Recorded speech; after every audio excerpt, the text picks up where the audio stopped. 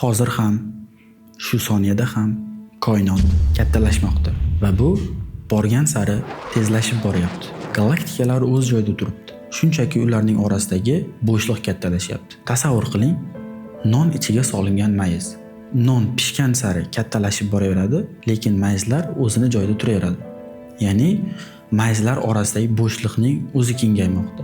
Galaktikamiz ham xuddi shunday kattalashmoqda. 1920-yilda Edwin Hubble uzoq galaktikalarning yorug'ligini kuzatib ajoyib narsa payqadi. Barchasi bizdan uzoqlashmoqda. Qanchalik uzoq bo'lsa, shunchalik tez uzoqlashmoqda. Shunda olimlar o'ylab qolishdi. Tortishish kuchi sababli galaktikalar kengayishi sekinlashishi mumkin. Xuddi osmonga otilgan tosh kabi. Oxir-oqibat to'xtab yerga qaytib tushadi. Lekin 1998-yilda olimlar nazariyasi noto'g'ri ekanligini tushunib qolishdi. Ikki guruh olimlar supernovalarni o'rganib, ularga katta zarba bo'ldi. Kengayish sekinlashmayapti, aksincha tezlashmoqda. Bu kashfiyot hatto olimlarning o'zlarini ham hayratga soldi. Bu g'alati xulosa 1998-yilning eng muhim kashfiyoti deb e'lon qilindi. Hattoki buning uchun 2011-yilda Nobel mukofoti ham berildi.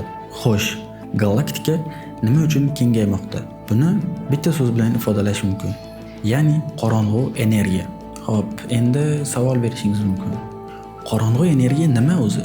Bu sir bo'sh kosmik fazoning o'ziga singib ketgan noma'lum kuch. U koinotni tashqariga itarmoqda va u koinotning 70% ni tashkil qiladi. Qiziqarli tomoni, Einstein o'zi ham buni taxmin qilgan edi.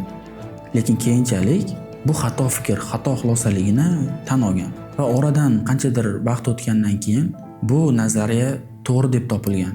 Galaktikalar bizdan yorug'lik tezligida uzoqlashmoqda. Lekin bu Einstein qonunini buzmaydi, chunki galaktikalar o'z joyida turibdi. Ularning orasidagi masofa shunchaki kengaymoqda. Bu shunchaki emas, u kengaymoqda. Hozirgi paytda 2 trillion galaktikani biz ko'ra olamiz. 100 milliard yildan keyin esa 80 taga yaqin galaktikalarni ko'ra olishimiz mumkin. Ya'ni koinotning aksariyat qismi bizning galaktikamizdan chiqib ketadi. Ya'ni yo'qolib ketadi. Yo'qolib ketmaydi, shunchaki bizning osmonimizdan chiqib ketadi. 1000 yil oldin Beruniy bobomiz Yerning radiusini o'lchab chiqqan. Ulug'bek esa yulduzlar jadvalini tuzgan. Ular koinot kengaymayotgan paytda uni tushunishga harakat qilishgan. Siz va men esa koinot kengayotganini bilamiz. Taxminan 100 yil avval boshqa davlatda turib, FaceTime yoki Telegram shunga o'xshagan birorta programmada bir-birini ko'rib gaplashishi bu inson fikrlash doirasidan tashqarida bo'lgan. Lekin hozir buni imkoni bor. Oradan qanchadir muddat o'tgandan keyin balki insonlar tushunib yetishi mumkin. Galaktikalarimiz qayoqqa kengayotganini. Agar koinotdan tashqariga chiqsangiz nima ko'rasiz? Keyingi videoda shu haqida gapirib bermoqchiman.